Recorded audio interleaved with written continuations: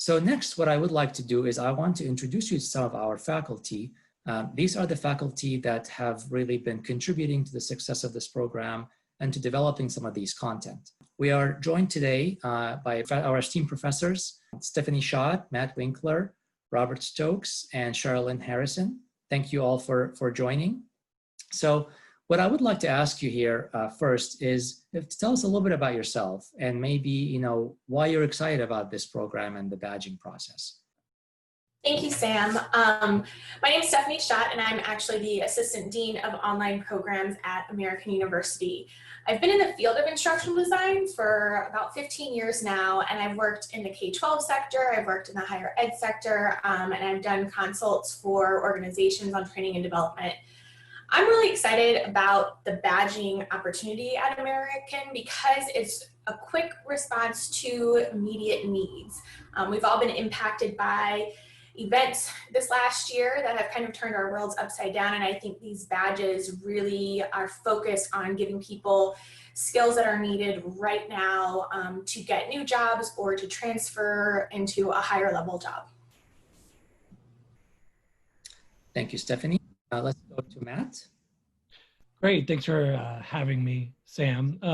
Yeah, so sports management, obviously, like any consumer business, certainly is being remade almost as we follow it. So, events and facilities are being changed, but also the consumer is changing. So there are sort of different principles that can be applied to a new sports management world when we come out of this coronavirus. So what's great in these badges is that we get to dig deep in the most recent information and data that's coming out about that. And so also while new playbooks are being rewritten. So it's exciting to look at the business and marketing elements of it, but also kind of the analytics and business side. And in 4 weeks, you get a chance to kind of get it updated on how sports will move forward when the COVID-19, as we deal with COVID-19 going into the fall. Thank you, Matt. Let's go to Professor Harris. I think you're on mute. Thank you. I'm Sharonlyn Harrison, President of Public Research and Evaluation Services. I am an evaluator working with nonprofits and universities. The goal here with the course that I am teaching is to really be able to get an in-depth snapshot of what it means to conduct evaluation, considering the cultural and socio-cultural context. And so I'm very excited about that, particularly as we look at the shift that our world is taking today based on current events.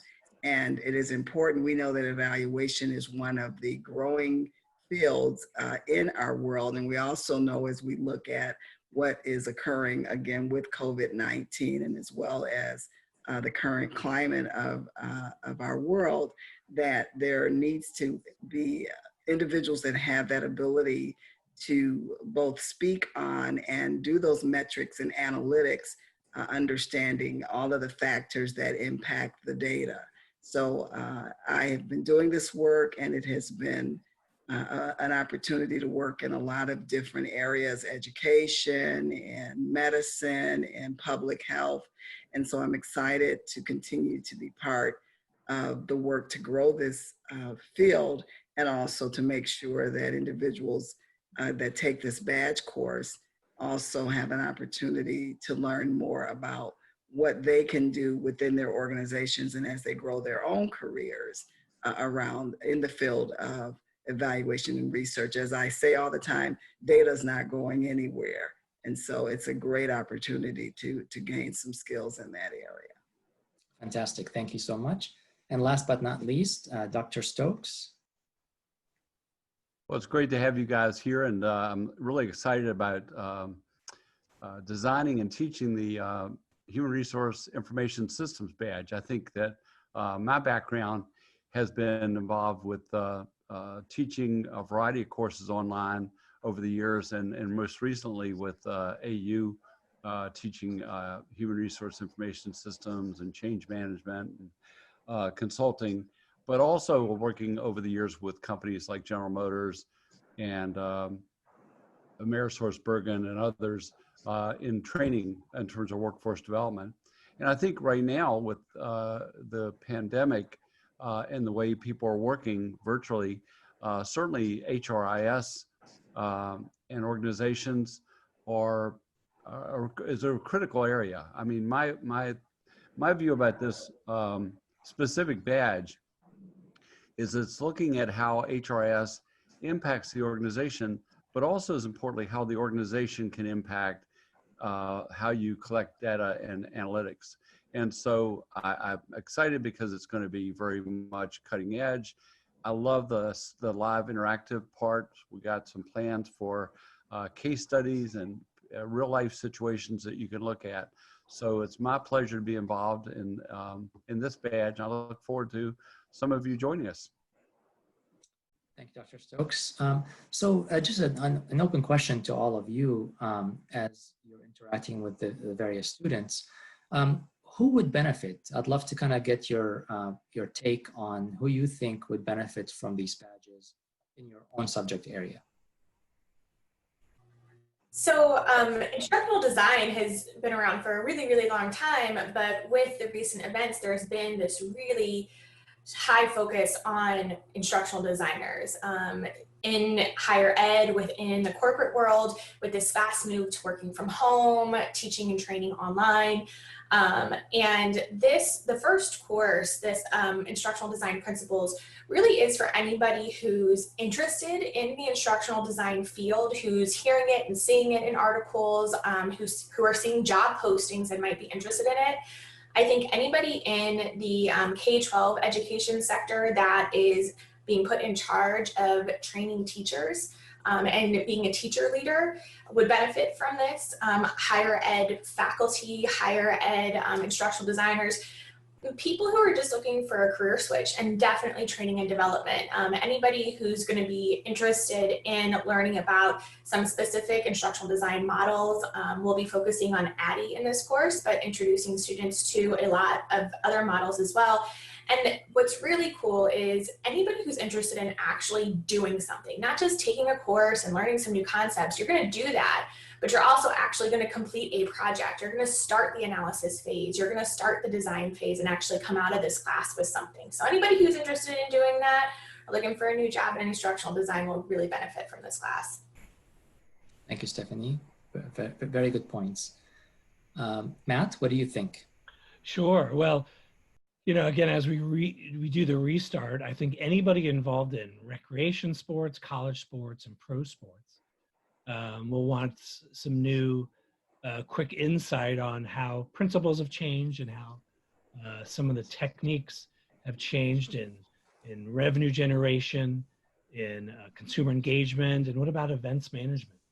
Those have all totally changed. And the first ones into the water, will be sports. Sports really right now is leading that component. So, and understanding return on investment also of the consumer engagement and revenue generation. So, as we've been dormant, now we're getting to restart everything, and it's going to be a different world we're moving into. Sports is still a valuable, such a huge part of culture in the United States, but overseas as well. And so there'll sort of be a new playbook as we get back to the action. And I think anybody that is looking forward to that will really appreciate this 4-week course. Thank you, Matt. So from an evaluation perspective, Dr. Harrison, I'd love to get your perspective on, you know, who would benefit from this? I know you mentioned several industries in your introductions. I'd love to kind of dig into that a little bit. All right. Well, I think certainly our world the ears are open now to really hear about the perspectives on a diverse level. And I think there's going to be, in fact, I'm sure there's going to be a lot more opportunities in all of the fields for conducting research and evaluation and making sure that the wider perspectives are heard and identified. And so we know that in many fields, there are disparities. We know in the field of healthcare, we're seeing, again, with COVID-19, for instance, that it has impacted certain communities more than others. We know the same thing in terms of education, in terms of wealth. And so they're going to need evaluators and researchers that understand how to approach those topics in a way that would help gain the data so that there's better understanding, better policies, improved practices to reduce these disparities.